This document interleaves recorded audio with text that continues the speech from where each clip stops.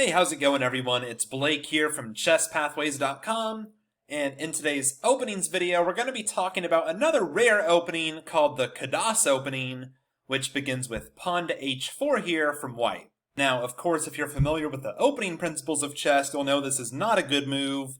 You know we're supposed to be focused on three main things in this stage of the chess game. You need to control the center, you need to get your pieces into the game, and you need to get castled, and this move actually hinders all three of these objectives. Pretty impressive.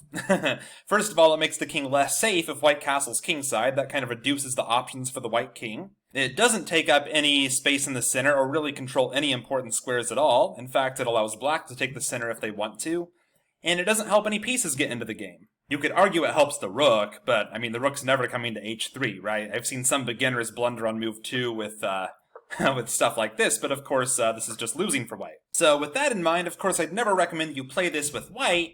Let's go ahead and flip the board around, take a look from the black perspective, because if you're searching for, videos on the Kadas opening, I'm guessing that your opponent played this move, you didn't know what to do, you checked it in your little opening tool, and wanted some more information on what to do here. And a lot of players get frustrated when their opponent deviates from well-known opening moves. I've even seen some players say, I spent all this time preparing for main lines, I was ready to play 16 memorized moves in the Ruy Lopez, and then my opponent plays a move like h4, and I get so frustrated, I'm on my own on move 1, I throw all this opening stuff out the window, it only works for grandmasters.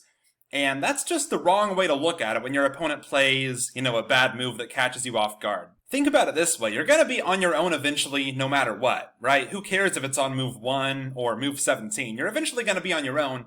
Wouldn't you rather be on your own because your opponent played a bad move than because your opponent knew more than you and out-memorized you? I know I rather would be. So I'm not going to teach you, a bunch of theory to memorize against h4. That's ridiculous because no one plays this, it's just a bad move. There's no need to look into it. All you're going to do is, if your opponent plays h4, you're just going to grab the center and play according to general opening principles. I think e5 is fine and d5 is fine. I'd probably just play d5. And, what's white going to do? I mean, you're going to play e5 next if they don't stop you and take the full center. White could play something like d4. I think that's kind of inconsistent with the h4 move on move 1. But okay, white can, take their share of the center here. But now this h4 pawn kind of sticks out like a sore thumb. And white's going to have a hard time getting control of the g4 square. That could be something you, think about how to use to your advantage later on in the game.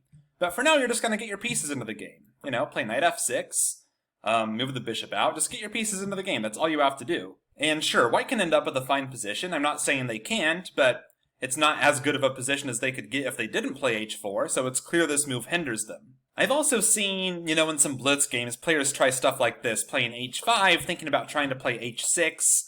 I mean, if you're going to push the pawn to h4, why not, go all the way with this craziness, right? But, okay, e5, probably not h6 right away, because knight takes is just good. Something like d3 is sometimes seen, maybe c5. And eventually, especially after you move this knight, white might try to play h6, but it's just not really going to be a big deal. You have way too much space in the center. Who cares if white can play h6? It's already hard to find the real good move here for white, right? I mean, knight f3, they already have to be worried about e4 in some cases. Probably not right away, though, because I guess they could take, and trade queens. So, okay, let's say knight f3, knight c6, defending that pawn there. Let's say maybe knight c3, knight f6, and now h6. You could even let them take on g7 and kind of expose your king side a little bit. You've just gotten way too many free tempos here, because white's wasted like half their moves just pushing the h-pawn. You could just play d4 and grab some more space. If white takes here, they're just developing another piece for you, which is kind of nice. And now where do they put the knight?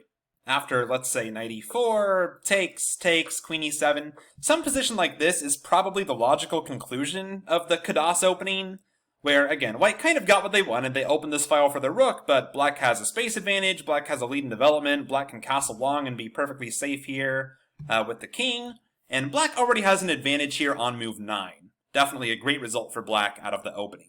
Alright, thanks for watching everyone. Please make sure you visit ChessPathways.com and get signed up there. It's totally free, only takes 5 seconds, and I will send you a free move-by-move guide to chess thinking when you sign up. It took me way too long to become a chess master, and I want to help you do it in a fraction of the time.